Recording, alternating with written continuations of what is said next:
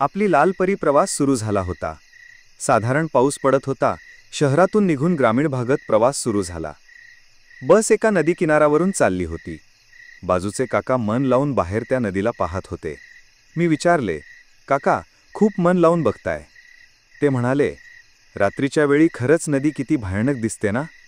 तेवढ्यात मी म्हटलं, हो ना. ते म्हणाले, रात्री नदी कधी भूत पण असतात. मी हसलो आणि म्हणालो, असं काही नसतं. ते म्हणाले, खरंच आमच्या गावाला घडलेली घटना आहे. मी लगेच म्हणालो, मग सांगा. लगेच. आणि त्यांनी सांगण्यास सुरुवात केली. पावसाळा सुरू होऊन 3 आठवडे झाले होते. गावाभोवतीचे डोंगर काळ्या ढगांनी झाकले गेले होते. गावाच्या टोकाला वाहणारी काली नदी त्या दिवसांत भीषण वेगाने वाहत होती. पाण्याचा रंग गडद, जवळजवळ काळा पडला होता. गावातल्या लोकांत एक जुनी कथा होती. काली नदीच्या पाण्यात चंद्रप्रकाश पडताना एखाद्या पांढऱ्या साडीतील बाई दिसली तर ती तुला कधीच परत जाऊ देणार नाही. ही कथा ऐकून शहरातला रघु फक्त हसत असे. पण त्या रात्री 11 वाजता त्याला नदीकाठाने एकट्याने जायची वेळ आली. तो शहरातून गावाकडे परतत होता.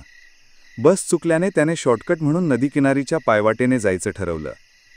रात्र प्रचंड काळोखाची होती.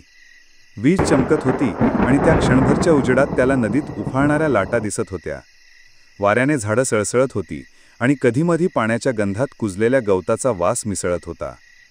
अचानक त्याला पलीकडच्या काठावर काहीतरी पांढरं दिसलं. तो थबकला. पुढच्या विजेच्या चमक्यात त्याला कळलं, ती एक बाई होती, पांढऱ्या साडीमध्ये. ती पाण्यातल्या मोठ्या दगडावर बसलेली होती. केस भिजलेले, पाणी थेंब थेंब गळत होतं. ती रघुकडे सरळ बघत होती. रघुच्या पोटात थंड लहर उठली. त्याने नजरेला दुर्लक्ष करण्याचा प्रयत्न केला, पण बाई हळूहळू हात उचलून त्याला बोलावू लागली. तिचा हात असामान्यपणे लांब, हाडकुळा आणि काळसर होता. रघुचे पाय जणू त्याच्या मनाविरुद्ध पुढे सरकत होते. त्याला कानाशी काहीतरी कुजबूज ऐकू आली. ये, पाणी शांत आहे, फक्त एक पाऊल टाक. तो नदीच्या अगदी काठाशी पोहोचला आणि तेव्हा त्याने पाहिलं, तिचे चेहरा नव्हते. तिथे फक्त खोल काळा पोकळ भाग होता, ज्यातून पाणी थेंब थेंब खाली पडत होतं. अचानक ती पाण्यात उडी मारून गायब झाली. रघु घाबरून मागे वळला, पण पायाखाली गच्च चिखल सरकला आणि तो नदीत पडला. पाण्याचा थंडगार स्पर्श त्याला वेढून गेला. त्याच्या पायाला कुणाचे तरी हाडकुळ हात घट्ट पकडत होते. पाण्याखाली त्याने डोळे उघडले आणि ती बाई अगदी जवळ. तिच्या पोकळ चेहऱ्यातून लालसर फुगे बाहेर येत होते. तिचे हात त्याच्या मानेला गुंढाळले गेले. रघुने प्राणपणाने झगडत वर यायचा प्रयत्न केला, पण पाणी आणखी खोल होत गेलं. दुसऱ्या दिवशी सकाळी गावकरी नदीकाठावर जमले.